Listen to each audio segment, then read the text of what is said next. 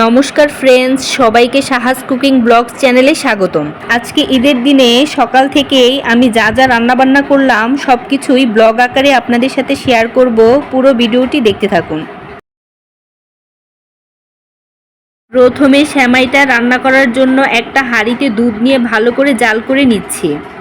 দুধটা আমার জাল হয়ে গেছে। এবার সেমাইটাকে ভালো করে তেল দিয়ে ভেজে দুধের মধ্যে ছেড়ে দিচ্ছি। এখন সেমাইটাকে ভালো করে নেড়ে নিচ্ছি। সেমাইটা আমার রান্না হয়ে গেছে, এবার নামিয়ে নেব। এবার পরোটাগুলোকেও ভেজে নেব। প্রথমে পরোটাকে খালি তাওয়ার মধ্যে দিয়ে দিলাম, তারপর দুই পাশ উল্টিয়ে পাল্টিয়ে একটু ভেজে নেব।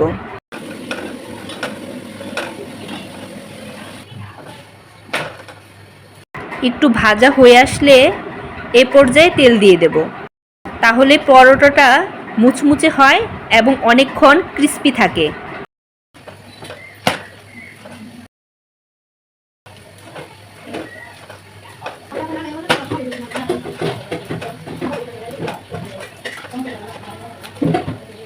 সকালে নাস্তার জন্য দুইটা ডিম পোস্ট করে নিলাম। প্রথমে কড়াইতে একটু তেল দিয়ে ভালো করে কড়াইটা গরম করে একে একে ডিমগুলোকে ভেঙে ওর মধ্যে দিয়ে দেব।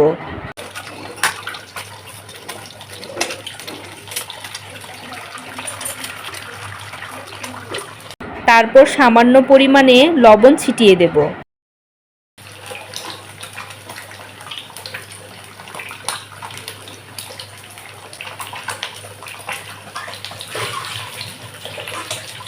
সকালে নাস্তার জন্য সেমাই বানানো, পরোটা ভাজা আর ডিম পোস্ট আমার রেডি।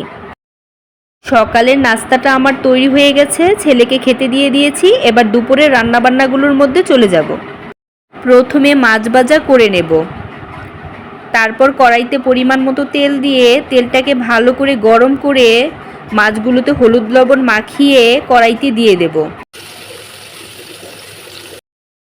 এক পাশ হয়ে আসলে উল্টিয়ে পাল্টিয়ে দুই পাশ লাল লাল করে ভেজে নেব। মাছ ভাজাগুলো আমার হয়ে গেছে, এবার একটি প্লেটে উঠিয়ে নেব। এবার রোস্টটাকেও রান্না করে নিলাম।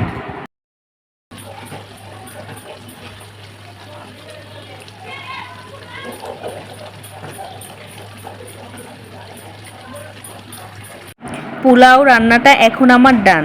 সবগুলো রান্নার রেসিপি এই ভিডিওতে দিতে পারলাম না, দিলে অনেকটা লং হয়ে যাবে, তাই সম্পূর্ণ রেসিপিগুলো অন্য আরও ভিডিওতে দিয়ে দেব।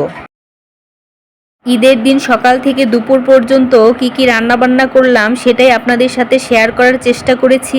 তো আজকের মতো এখানেই বিদায় নিচ্ছি। হাজির হব অন্য একটি নতুন রেসিপি নিয়ে। সে পর্যন্ত সবাই ভালো থাকবেন।